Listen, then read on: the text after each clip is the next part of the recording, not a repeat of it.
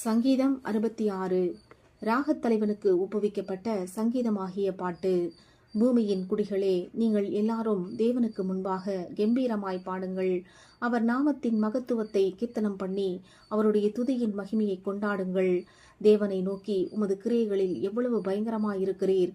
உமது மகத்துவமான வல்லமையின் நிமித்தம் உம்முடைய சத்துருக்கள் உமக்கு இச்சகம் பேசி அடங்குவார்கள். பூமியின் மீதெங்கும் உம்மை பணிந்து கொண்டு உம்மை துதித்து பாடுவார்கள்.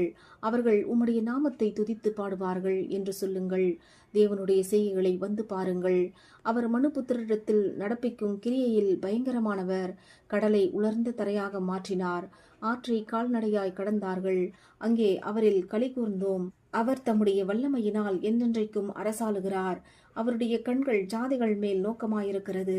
துரோகிகள் தங்களை உயர்த்தாதிருப்பார்களாக. ஜனங்களே, நம்முடைய தேவனை ஸ்தோத்தரித்து அவரை துதிக்கும் சத்தத்தை கேட்க பண்ணுங்கள். அவர் நம்முடைய கால்களை தள்ளாட ஒட்டாமல் நம்முடைய ஆத்துமாவை உயிரோடே வைக்கிறார். தேவனே, எங்களை சோதித்தீர். வெள்ளியை புடமிடுகிறது போல எங்களை புடமிட்டீர். எங்களை வலையில் அகப்படுத்தி எங்கள் இடுப்புகளின் மேல் வருத்தமான பாரத்தை ஏற்றினீர். மனுஷரை எங்கள் தலையின் மேல் ஏறிப்போக பண்ணினீர். தீயையும் தண்ணீரையும் கடந்து வந்தோம். செழிப்பான இடத்தில் எங்களை கொண்டு வந்து விட்டீர். சர்வாங்க தகனப்படிகளோடே உமது ஆலயத்துக்குள் பிரவேசிப்பேன். என் இக்கட்டில் நான் என் உதடுகளை திறந்து என் வாயினால் சொல்லிய என் பொருத்தனைகளை உமக்கு செலுத்துவேன். ஆட்டுக்கடாக்களின் நினப்புகையுடனே கொழுமையானவைகளை உமக்கு தகன பலியாக இடுவேன். காளைகளையும் செம்மறியாட்டு கடாக்களையும் உமக்கு பலியிடுவேன்.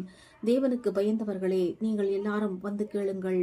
அவர் என் ஆத்துமாவுக்கு செய்ததை சொல்லுவேன். அவரை நோக்கி என் வாயினால் கூப்பிட்டேன். என் நாவினால் அவர் புகழப்பட்டார். என் இருதயத்தில் அக்கிரம சிந்தை கொண்டிருந்தேனானால் ஆண்டவர் எனக்கு செவிகொடார். மெய்யாய் தேவன் எனக்கு செவி கொடுத்தார். என் ஜெபத்தின் சத்தத்தை கேட்டார். என் ஜெபத்தை தள்ளாமலும் தமது கிருபையை என்னை விட்டு விலக்காமலும் இருந்த தேவனுக்கு ஸ்தோத்திரம் உண்டாவதாக. ஆமேன்.